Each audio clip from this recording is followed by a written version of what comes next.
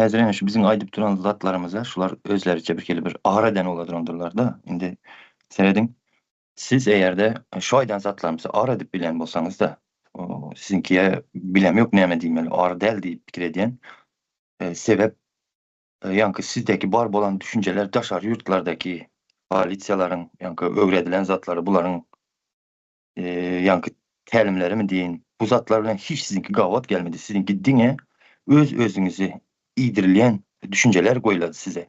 Onu hem düşmana hyzmat edip dursunuz da siz. Siz biriňiz hem diýmeýäňiz. Men näme üçin her 3 aýdan öz zenanymyzy türmeye basmaly? Ya men gidip her gün 15'te protokol yazmaly men.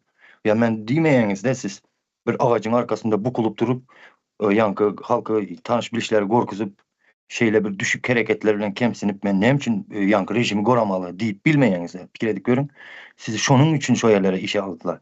Eger de siz bir normal düşünjeli adam bolan bolsaňyz sizi şo taýda bir mendem işletmezdiler. Şonu bilýäňizmi? Siz şeýle bir öz halkyňyza satyp bilýänligiňiz üçin sizi şo ýerlere iş aldylar. Şonuň üçin biziň aýdýanlarymyza ara edip oturmaň. Siz şu hakykatlary özüňiziň edýän işleriňizi dile getirip aýdyp berenimize siz özüňizi ara edýän bolsaňyz, ýurdu satyp durup bu diýeniňize hem ara edýän bolsaňyz, onda men ya bu hanymlar ya kärdeşlerimiz ya täze tutmasdan gural diýen ildeşlerimiziň arna näme diýmeli bolady? Olara näme ar 500 mi ya model ar 600 mi ya 1000-nji ar diýmelimi? Ýok, bu ýanlış bolady.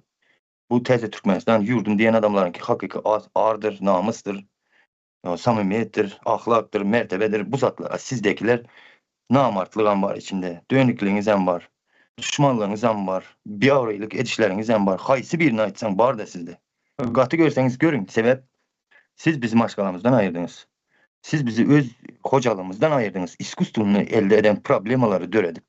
Öýümüziň töründe oturup iýip içeňiz, köçeye çyksaňyz siz bolmasaňyz siziň kärdeşiňiz başga ýanky satlyklar ceza berip, ceza ýazyp ýanky her zat edip tuzağa düşürüp bizi maşgalamyzdan aýyran sizsiňiz. Yalanmı? Hakikat bu. Näme üçin men bu zatlary size aýtmaly dälsoň? Näme üçin bu zatlary halkdan eşdesiňiz gelmedi? Özüňiziň namartlygyňyzy. Men sizi namartlyga itmedimi? Ya bu hanymlar itmedi sizi namartlyga. Siz özüňiz bardyňyz, pul telep bardyňyz şo işe. Yalan olsa hem aýdyňlar. Şuny goşun dedim Hajahan hanym.